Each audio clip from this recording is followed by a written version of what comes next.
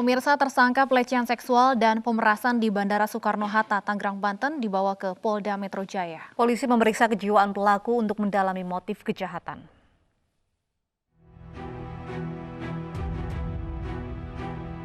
Penyidik Polresta Bandara Soekarno-Hatta membawa tersangka EFY menuju Polda Metro Jaya.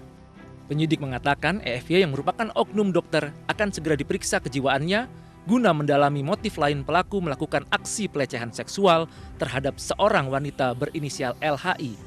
EFY juga diketahui telah memiliki istri dan anak. Adalah bahwa tersangka sudah memiliki istri dan sudah memiliki anak. Sudah memiliki istri dan sudah memiliki anak, tetapi masih melakukan dugaan kuat melakukan tindak pidana pelecehan, maka kami merasa bahwa diperlukan pemeriksaan kondisi kejiwaan terhadap tersangka. Rencananya, polisi Rabu besok juga akan menggelar rekonstruksi di Bandara Soekarno-Hatta. Atas saran dari Komnas Perempuan, polisi tidak menghadirkan korban dan akan digantikan orang lain guna menghilangkan perasaan trauma. Ya, dari Komnas Perempuan juga menganjurkan kita untuk tidak mempertemukan yang bersangkutan dengan pelaku, karena kita tidak ingin terjadi reviktimisasi atau korban menjadi korban kedua kali karena dia mungkin akan trauma.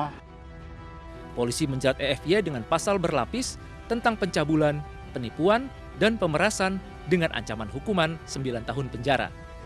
Dari Tangerang, Nadia Valerie, Dias Triawan, iNews melaporkan.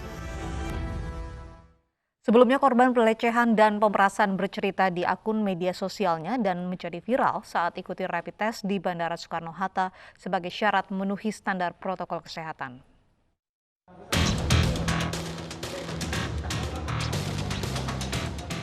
Pelarian aksi oknum tenaga medis EFY terhenti setelah tim reskrim Polres Bandara menangkap tersangka di rumah kerabatnya di kawasan Balige, Toba, Sumatera Utara. Peristiwa bermula ketika tersangka mengubah hasil rapid test korban yang semula non-reaktif menjadi reaktif. Pelaku kemudian menawarkan jasa mengubah hasil rapid test menjadi non-reaktif dengan imbalan uang sebesar 1,4 juta rupiah. Tersangka mengaku manipulasi hasil rapid test korban karena menginginkan uang, sementara pelecehan seksual karena nafsu sesaat. Polisi merespon aduan korban yang viral di akun media sosialnya hingga pemeriksaan dilakukan di rumah korban. Saudari L sudah resmi membuat laporan polisi terkait apa yang dialaminya.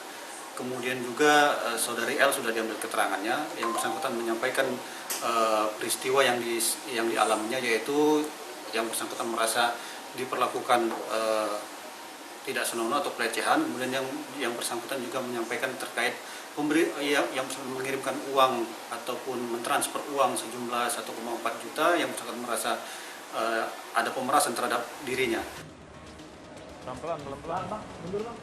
Dari tersangka, polisi menyita bukti transfer, uang dan rekaman CCTV. Pelaku terancam pidana penjara selama 5 tahun. Dalam penyelidikan, polisi menemukan fakta tersangka bukan seorang dokter karena belum mengikuti ujian kompetensi profesi kedokteran Indonesia. Dari Tangerang, Banten, Hasnugara, iNews melaporkan.